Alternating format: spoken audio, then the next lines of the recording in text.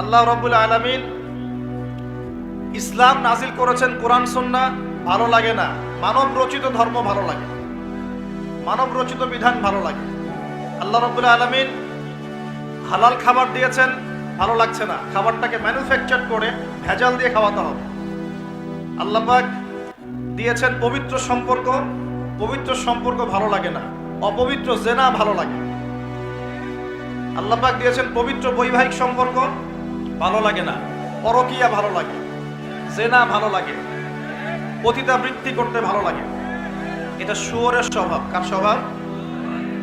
এটাই হতে পারে সেই ব্যাখ্যা আল্লাহ পাক বলছেন, তার নবীর মাধ্যমে জানাচ্ছেন, আল্লাহ পাক এই উম্মতের কিছু মানুষকে বানর বানিয়ে দিবেন, আবার শুয়োর বানিয়ে দিবেন। ভিতর থেকে বানর আর শুয়োর হয়ে যাচ্ছে মানুষ।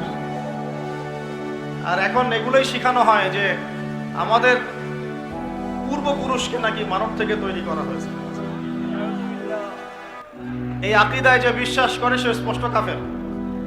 যে এরকম কোন আকীদায় বিশ্বাস করবে সে স্পষ্ট কাফের, এবং তাকে কেউ কাফের মনে না করলেও সে কাফের।